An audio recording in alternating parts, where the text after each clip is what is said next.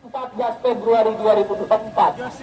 Saya berani pastikan pada kawan-kawan dan teman-teman media, ini tempat akan jadi tempat panggung perlawanan rakyat terhadap keserakahan oligarki dan partai politik. Ini baru permulaan, baru warming up, baru pemanasan, baru memberikan pesan, baru memberikan early warning, peringatan dini kepada lembaga yang kita hormati dan kita dukung, KPU. Partai Buruh sudah resmi mendapatkan SK dari Menkumham. Partai Buruh tentu akan menjadi bagian dari salah satu partai politik yang akan mengikuti proses tahapan pemilu.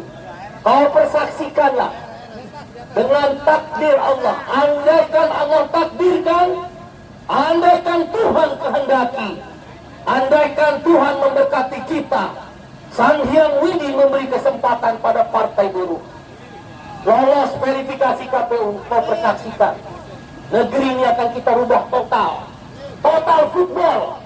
Kita akan ramaikan parlemen-parlemen di kabupaten kota, kita akan ramaikan parlemen-parlemen di provinsi, kita akan ramaikan parlemen-parlemen di DPR RI. Parlemen tidak pernah bicara upah, kita paksa nanti bicara upah. Siapa yang nggak mau upah? Kalau ngurusin gaji kenaikan anggota DPR, DPRD, pejabat negara, mau mereka. Tapi menaikkan gaji PNS, menaikkan gaji TNI Polri, coba cek. Kalau TNI Polri prajurit-prajuritnya sudah mereka pensiun, bisa punya rumah. No, never, tidak.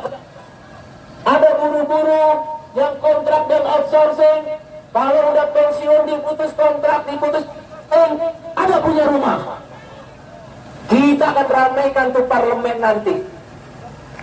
Kau boleh ambil proyek A, kau ambil proyek B, infrastruktur C, D, tapi kita mau rumah itu murah. TNI Polri prajurit-prajuritnya begitu pensiun, ada rumah. Buruh, karyawan, pegawai, PNS, begitu pensiun, ada rumah. Bisa nggak Bung Iqbal? Bisa. Ini kan karena kartel, oligarki kepentingan partai politik bertemu dengan kartel pemilik modal. Ini sedang tidak baik-baik saja. Bukan hanya zaman sekarang, dari zaman jatuhnya Orde Baru masuk reformasi, mereka mencengkram semua regulasi. Bagaimana mungkin negara membiarkan pemilik modal menghisap darah para buruh dengan sistem outsourcing seumur hidup? Saya, ILO Governing Body, dengan izin Allah dan dukungan kamu, 3 kali saya terpilih sebagai salah seorang pengurus pusat Badan PBB, Perserikatan Bangsa-Bangsa, berkantor di Jenewa. Tidak ada negara yang seperti tanah surga yang Tuhan taruh di muka bumi. Timur Tengah punya minyak, Indonesia punya minyak. Tapi Timur Tengah nggak punya emas, nggak punya laut, ikan yang kaya, nggak punya uranium, nggak punya aluminium, nggak punya batu bara, nikel. Eropa Tengah kaya ikan, Indonesia kaya ikan. Pergi dari Laut Jawa sampai Laut Arab Hulu, semua surganya ikan. Bahkan di samping Allah Tuhan kasih itu tanah surga, ikan di seluruh dunia. Ini benar nih, ini penelitian ilmiah. Ikan di seluruh dunia, ikan salmon, ikan tuna. Kalau lagi musim tropis, laut dalam di Indonesia itu hangat. Semua ikan dari Eropa, dari Thailand, dari Vietnam itu berenang ke Indonesia. Mau ngapain Bung Iqbal? Betul. Ikannya betul. Di laut Indonesia, laut dalam yang panasnya itu tropis dan hangat buat ikan bertelur.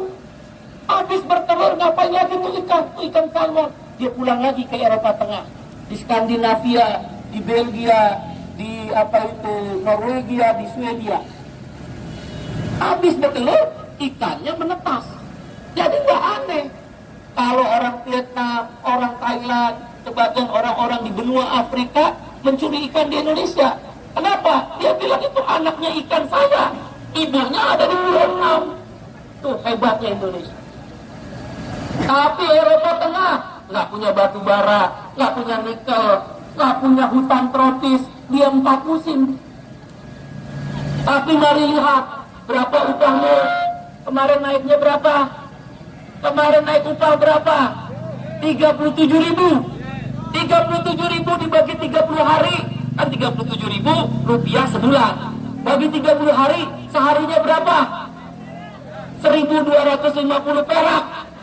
Jadi kamu, buruh, dengerin nih. Kenapa kita perlu partai buruh? Kenapa di media kita menyuarakan hak-hak labor right, hak-hak buruh, farmers right, hak-hak petani, hak-hak nelayan, miskin kota, pengemis, anak gelandangan, tukang beca, ibu jamu gendong, orang-orang yang termarginalkan, mama-mama di Indonesia Timur yang berjualan di pasar tradisional, supir angkot, supir trailer. Kenapa kita perlu menyuarakan dan perlu ada partai? Coba kau bayangkan, tanah surga yang Tuhan taruh di namanya Zamrud Khatulistiwa. Apa aja ada, apa aja ada. Yang ada di seluruh muka bumi, ada semua di Indonesia. Apa saja, saya udah keliling dunia. Kita nggak ada beruang salju aja. Tapi saya rasa di pegunungan Jalawijaya ada kali. Cuma kita belum ketemu aja. Coba lo besok Dabda Metal pergi ke Jalawijaya. Ada nggak tuh beruang salju? Tapi kamu lihat, naik upahnya berapa tadi? 1.250 perak. Kalau ke toilet berapa bayarnya? Berapa toilet? Muka buruh dihargai oleh negara setengah harga toilet. Jahat.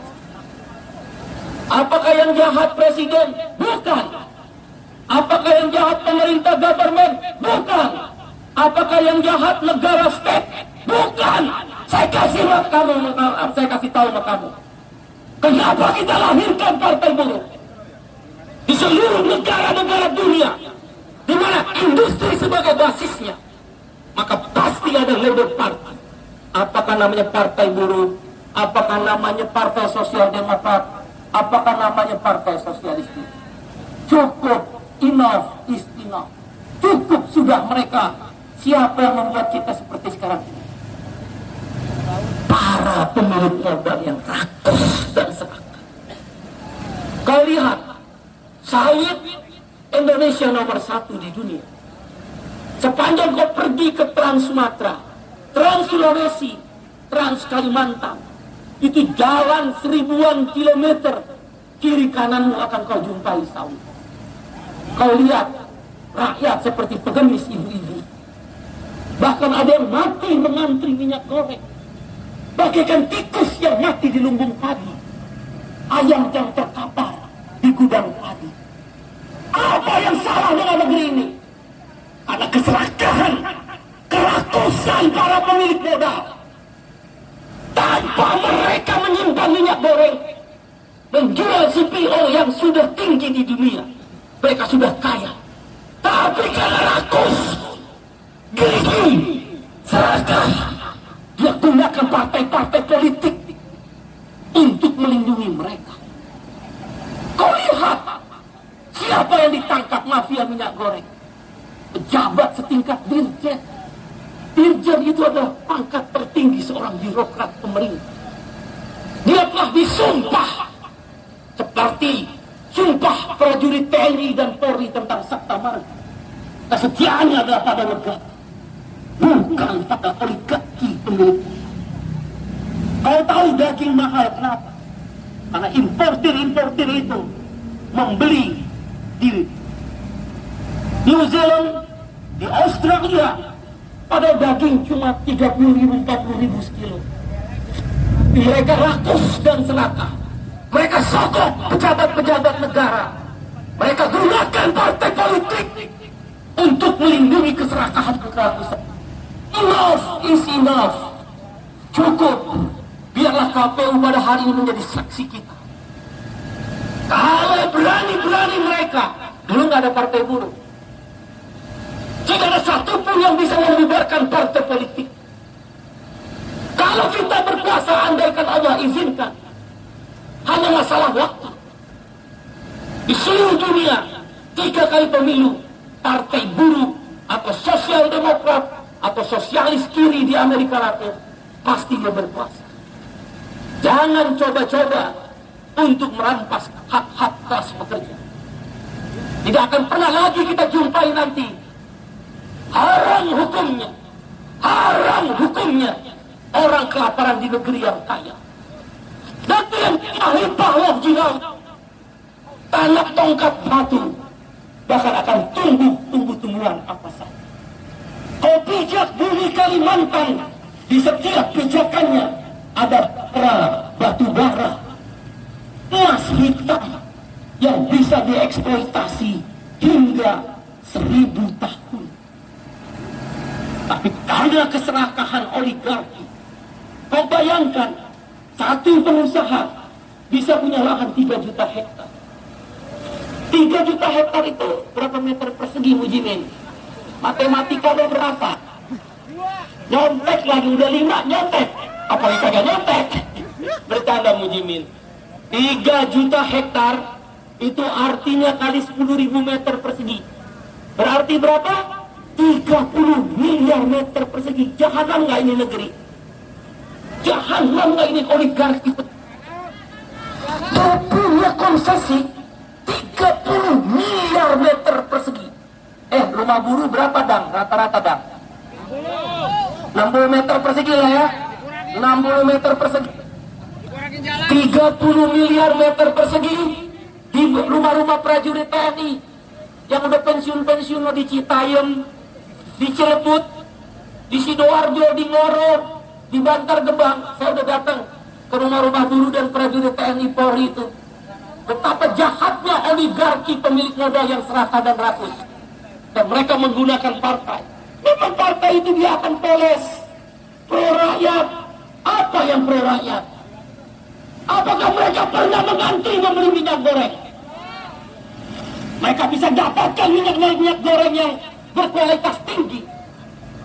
Apakah mereka pernah mengantri ketika harga BBM naik dan susah mencari premium? Mereka pernah merasakan itu.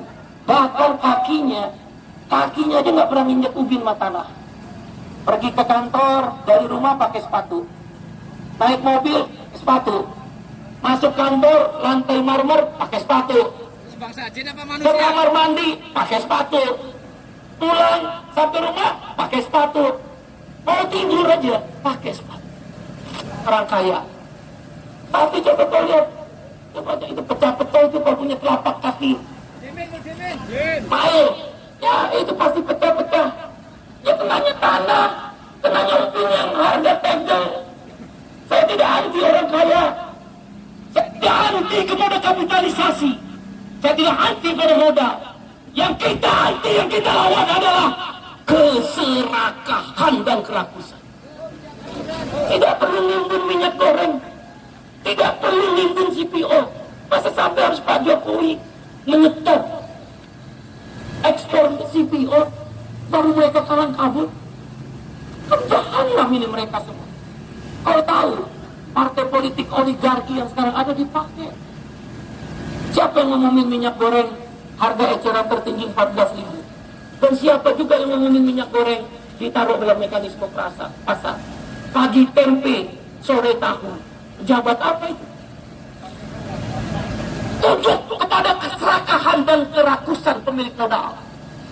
Tunjuk pada oligarki. Kita tak benci investasi, kita butuh investasi. Kita tidak benci kepada orang-orang kaya, karena dari mereka tumbuh pabrik-pabrik dan perusahaan. Yang kita benci kerakusan dan kesalahan. 30 juta, 30 miliar meter persegi. Kalau rumah buruh 60 meter persegi, 30 miliar dibagi 60, berapa beri? Matematika lo nomor 6 juga lo. 500 juta rumah. 500 juta rumah dikuasai, maaf saya sebut satu nama aja, Sinarmas, 30 juta hektar. Berarti dia menguasai, kalau dibagi 60 meter persegi satu rumah buruh, rumah prajurit TNI Polri, rumah Jumlah para wartawan-wartawan yang udah pensiun, berarti dia punya 500 juta rumah. Dengan kata lain, jumlah penduduk Indonesia berapa? 260 juta. Satu orang, yang jahanamnya negeri ini. Keserakahan yang jahanam maksud saya. Di negeri ini. Bayangin satu orang, berarti kalau dikonversikan satu rumah dengan 60 meter persegi, begitu anak buruh lahir, anak orang Indonesia, punya 2 rumah. 30 miliar bagi 60 meter persegi adalah 500 juta rumah. Dibagi 260 juta penduduk. Jadi yang masih bayi, begitu anaknya rastra, punya 2 rumah. Bikin anak yang banyak aja. 3 kali 2, 6 rumah. Itu jahatnya. Mereka kasih remah-remah ke kita. Ecek-ecek. BLT. Apa artinya kan Pak Jokowi sebagai presiden? Kita sangat prihatin dan dipermalukan begitu. Bayangkan seorang presiden karena cintanya pada rakyat, belum keluarkan satu kebijakan BLT 100.000 rupiah untuk minyak goreng. Ditampar muka presiden, tusuk dari belakang oleh oligarki yang serakah, dirjennya pelaku daripada penimbunan minyak. Itu jahatnya keserakahan oligarki. Kalau Allah takdirkan partai buruh menang, Allah kasih kesempatan tuh berkehendak partai ini lolos di dalam verifikasi KPU dan parliamentary threshold. Amin. Amin. Berjuang. Kita pastikan, kita habisi itu oligarki. Partai buruh adalah antitesis terhadap para pemuda yang serakah dan rakus. Kau persaksikan, andaikan partai ini menang 2 pemilu lagi, rumah prajurit TNI harganya adalah 30% dari harga sekarang. Tanpa DP, cicilan sepertiga dari sisa pensiunnya kita suruh bayar. Buruh juga sama. Bisa saudara di Brazil, di Bolivia, negara yang lebih miskin dari kita. Kita pastikan nanti haram hukumnya orang kelaparan di negeri ini. Caranya gimana Bung Iqbal? Gampang. Orang miskin di Indonesia itu 30 juta orang. Orang miskin, abang beca pasti miskin, tukang ojol pakai miskin, nggak usah pakai dicek-cek pakai BLT, itu pasti miskin. Pensiunan pasti miskin. PNS, TNI, Polri, buruh miskin. Mana ada pensiunan yang nggak miskin kecuali dia korupsi. Ibu jamu gendong, sini Bu, ini ATM, pegang. Tukang beca, sini Bang, ini ATM, pegang. Tiap bulan orang miskin kota UPC gerakin, panggil sini, ini bagiin ATM, kayak bagiin sembako. Ya artinya lu kan pada miskin saat ini saja. Gampang panggil orang miskin, ini ATM. Negara transfer 500.000 rupiah. 500.000 rupiah per bulan kali 30 juta orang miskin dan tidak mampu, cuma 15 triliun. Kecil. Masa cukup 15 triliun dari APBN Indonesia. Kaliin 12 bulan, 1 tahun. Kan APBN hitungnya 1 tahun. 15 triliun kali 12. 180 triliun. Korupsi berapa? 300 triliun. Kalau tahu kemarin minyak goreng, pajak yang dihasilkan 6,8 miliar, 7,6 triliun. Itu baru di minyak goreng. Minyak goreng dari CPO cuma 8,6%. Saudara ini negeri kaya. Tidak akan miskin negara mengeluarkan 180 triliun. Tapi setiap orang di negeri yang kaya ini haram hukumnya kelaparan. Tidak bisa dapat makan. Bisa nggak Bang Iqbal? Bisa. Harus berpartai. Lo persaksiin. Catat omongan saya kalau Allah izinkan. Langkah pertama adalah semua orang dapat makan. 500.000. Apa yang salah? Lo korupsi nggak masalah. Lo bikin proyek-proyek infrastruktur, proyek-proyek perkebunan, lo menjadi mafia minyak goreng, lo punya konsesi tanah, kami nggak pernah marah. Kenapa hari ini kami ingin beri makan semua orang yang miskin 30 juta orang itu? Kamu marah. Hanya di konstitusi kita berdebat, saudara. Di parlemen kita berdebat. kesadaran kelas kaum buruh. We are the working class. Kami adalah kelas pekerja. Kami adalah partai identitas. Kami adalah partai kelas. Kita lawan itu pemodal-pemodal yang rakus dan serak. Kalau ada partai politik yang melindungi mereka, kita libas, kita linggis, kita hadapi, kita lawan mereka sampai mereka tunduk kepada kekuatan rakyat. Siap berjuang? Siap berjuang? Masih puasa? Masih puasa? Masih puasa? Alhamdulillah. Ayo yang keras, angkat tangannya tinggi-tinggi. Yang tinggi, setinggi-tingginya. Kalau masih puasa, supaya pahanya makin meningkat. Tuhan membukakan jalan perjuangan pada kaum kelas pekerja. Satu, ikutin saya tapi yang cepat. Karena saya juga udah mulai nguas-nguasan. Masih puasa? Masih puasa. Ayo, ikutin yang cepat. 1, 2, 3. We are the working class. We are the working class. We are the working class. We are the working class. We are the working class. We are the working class. We are the working class. We are the working class.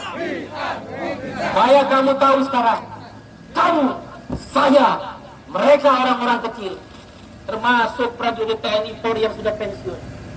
We are the working class. Kami kelas pekerja yang akan meluruskan pandangan kita, membusungkan dada kita, menerapkan langkah ayunan kaki dan tangan kita, meneguhkan hati kita, tak gentar satu tapak pun mundur melawan kelas pemodal yang keras. Parlemen adalah jalan konstitusi yang kita pilih. Kita bisa saja melakukan aksi besar-besaran, kita bisa lakukan pemogokan umum, itu nanti kita lakukan. Tapi langkah pertama, konstitusional. Tak ada lagi orang miskin kota, abang beca. Kemarin saya dapat laporan, mati di becanya. Ketika ditanya, di mana rumahnya? Rumahnya ya becanya. Jahat nggak ini negeri? Bayangkan orang tidur di beca. Kalau kamu pergi ke Bandung, itu tukang beca jam 10 malam, rata-rata udah ngeringkuk di beca. Hei, ini negeri milik mereka juga. Ini negeri bukan hanya milik orang kaya. Ini negeri bukan hanya orang-orang serakah itu. Kita rubah ini negeri secara konstitusi. Belum punya partai, kita bisa kok bikin BPJS bersama 2 tahun. Kalau udah dapat jaminan makanan, nggak boleh orang kelaparan. Jaminan perumahan, orang pensiun, orang masuk ke 56 tahun, dengan uang pensiunnya, dengan sisa-sisa uangnya di akhir tua, sepertiganya bisa beli rumah. Apa yang salah? Ayo kan? Kita bernegara, the founding father Bung Karno dan Bung Hatta, Syahrir dan Hatta, Tan Malaka, Natsir, Tasman Singo di Manjoro, Wahid Hashim, Hashim Ashari, Kiai Haji Ahmad Dahlan, A Hasan, A Maramis, dan putra-putra terbaik ini mendesain ini negeri. Setiap orang harus sejahtera, welfare state. Kita wujudkan, saudara. Enough is enough. Cukup. Cukup, sudah cukup. Kau miskinkan kita secara struktural. Partai buruh nanti akan keras. Anda boleh bilang, wah janji Bung Iqbal. Lihat aja track record kita. Siapa-siapa yang coba korupsi di partai buruh, kita pecat langsung tanpa menunggu lagi pemeriksaan. Kau harus jaga dirimu sendiri. Kalau kau ingin melayani rakyat, partai ini partai pelayan rakyat, bukan partai birokrat. Karena itu siap untuk berjuang. Masih kuat, masih semangat. Teruslah berjuang. Pulang dari ini, kau persaksikan 14 Mei, 100.000 buruh tumpah ruah ke Jakarta. Di Bandung 15.000 buruh. Di Surabaya 25.000 buruh. Di Makassar 10.000 buruh. Di Banjarmasin ribuan buruh. Di Batam akan lumpuh. Saya sudah instruksikan, lumpuhkan Batam tanggal 14 Mei. Kan hari libur. Kalau ada yang suruh kerja lembur, kita mau merayakan hari perjuangan kaum buruh. 1 Mei lahir karena 400.000 buruh di High Market 1886 Chicago, Amerika Serikat. Bukan negara komunis. Siapa bilang May Day komunis? Siapa bilang buruh komunis? Tidak ada. Partai buruh tidak berpaham komunis. Kita paham adalah ideologi Pancasila. Tapi kami ingin sila kedua dan sila kelima diwujudkan. Memanusiakan manusia secara adil dan beradab. Kemanusiaan yang adil dan beradab. Kalau kamu miskin, mau kamu dimanusiakan. Seorang pengemis yang datang ke rumah orang kaya, bukan uang yang dia terima, tapi gonggongan anjing.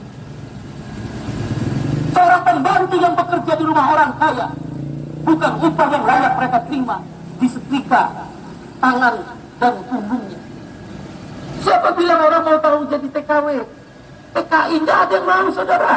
Berpisah dengan anak, berpisah dengan suami, bahkan suaminya nikah lagi. Tapi karena kemiskinan, dia pergi ke Timur Tengah, ke Hong Kong, ke Taiwan. Saya sudah ketemu mereka. Saya kan I love peninggogi. Meritikan air mata. Orang Indonesia di pesawat menceritakan perlakuan majikan yang tidak senonoh, memperkosa, menyetrika, memukul, menampar. Itu adalah sehari-hari yang mereka terima. Tapi mereka tahan karena mereka ingin membawa segelintir uang, secuil uang untuk anak istrinya. Negara tidak bisa memberi mereka pekerjaan. Kalau tanya ABK itu anak buah kapal, buru-buru migran. Kau pikir enak jadi anak buah kapal di kapal asing? Disiksa, kalau mati diceburkan ke dalam laut dan nanti hanya diberitahu kepada saudaranya bahwa dia telah meninggal cebur ke laut. Di mana negara? Saudara, kita rubah. Saya capek sebelum umur saya habis, sebelum Tuhan Allah ambil umur saya ingin ada partai kelas. Kita tidak akan konfrontasi bertentangan, kita tidak akan bermusuhan, tapi kita akan adu gagasan dan adu kekuatan di dalam membangun kelas pekerja.